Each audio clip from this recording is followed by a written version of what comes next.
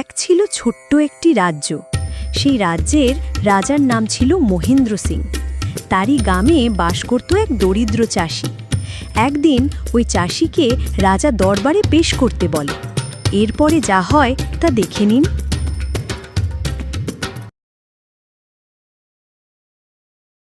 রাজামশাই, আজ সকালে দরবারের সামনে এক বৃদ্ধ কৃষক এসেছিলেন।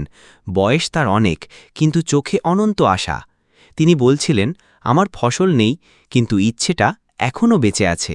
একজন বৃদ্ধ কৃষকের এমন সাহস ও আশা রাজ্যের জন্য আশীর্বাদ। তাকে দরবারে ডাকো, আমি নিজে তার কথা শুনতে চাই। কি গো, শুনছ? আজ রাজামশাইয়ের কাছে যাব আর বলবো, রাজামশাই, আমাকে আপনার 1 বিঘা চাষের জমি দিন, যাতে আমি চাষ করে খেতে পারি। আর যদি চাষের জমি না দেন, তাহলে আমার মরা ছাড়া উপায় থাকবে না। কারণ আমি ছাড়া সংসারে রোজগার করার কেউ নেই। আমার ঘরে স্ত্রী ও ছেলে মেয়ে আছে, তাদের আমায় দেখতে হয়। তাই দয়া করে আমায় আপনার চাষের একটি জমি দান করুন। হ্যাঁ, তাই যাউন, না হলে তো আমাদের সবাইকে না খেয়েই মরতে হবে। এমনিতেই ছেলেমেয়েগুলো আজ উপোস করে আছে, এভাবে চলতে থাকলে তো না খেয়ে মরতে হবে। জলদি যাউন। যদি রাজামশাই একটু দয়া করেন, তাহলে অন্তত না খেয়ে মরতে হবে না। জাহাপনা, কালকে যে বৃদ্ধের কথা বলেছিলাম সে এসেছে। তাকে কি দরবারে পেশ করতে বলবো? সিপাহী, ওই বৃদ্ধকে হাজির করো।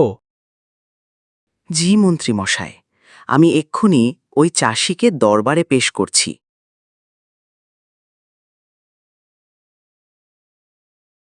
আজ যদি এরকম একটা চাষের জমি আমার হতো, কতই না ভালো হতে।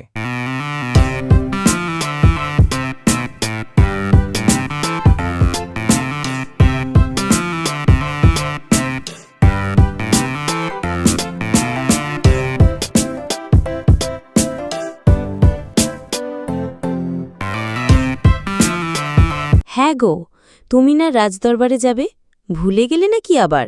হ্যাঁ গো হ্যাঁ, ঠিকই মনে আছে। স্বয়ং রাজামশাই আমাকে তলব করেছেন, আর উনি এটাও জানতে পেরেছেন যে আমি ওনার কাছ থেকে জমি চড়িছি, এবং উনি আমায় তার কিছুটা পড়ে থাকা জমি দান করবেন।